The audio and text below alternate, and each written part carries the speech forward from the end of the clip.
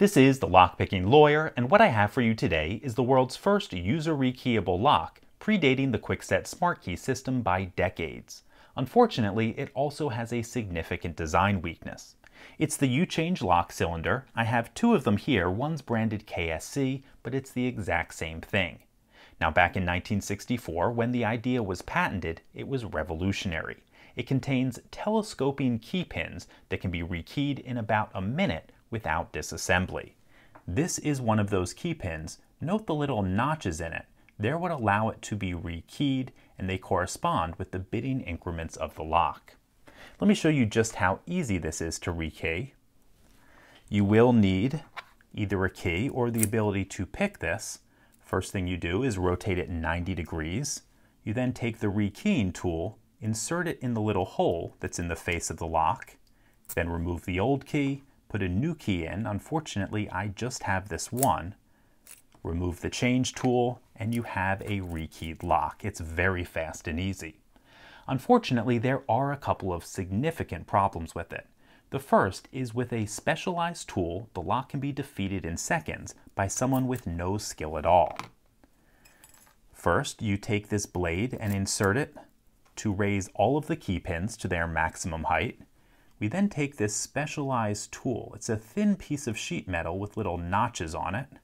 We insert that in the change hole and rotate it 90 degrees. After that, we can remove the blade and the lock is defeated. That core will rotate freely. After you take the specialized tool out, it will relock once it hits the 12 o'clock position. It's a pretty egregious design flaw that compromises a lock that was way ahead of its time. I'll show you why that works in just a moment, but first, the second weakness. This lock is very easy to pick. It has 5 standard pins and no anti-pick features that I can tell. We're going to use bottom of the keyway tension on it with this wiper insert and a standard hook in 25 thousandths. Nothing on 1, 2, 3, there we go, 4 is binding, got a click there. Nothing on 5, 1, 2 is binding. I think we got 2 set. 3, 4, there we go, 5's binding, click there. 1, 2, there we go, 3 is binding, and we got this open. Okay, let's take this apart and I'll show you why that bypass works. The first thing we'll need to do is remove this cam from the back of the cylinder.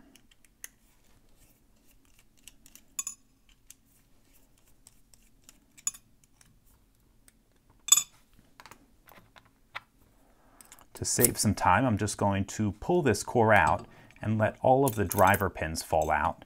They are identical. And you can see they are all standard as well. No anti-pick features at all on them. Next, I am going to remove these little pieces. They exist to keep the lock from being rekeyed while it's in the locked position. And now I can show you all of those telescoping key pins, and I'm also going to show you why the bypass works.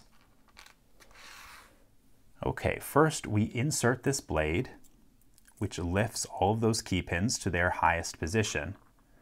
I am then going to take this tool and insert it in the change hole.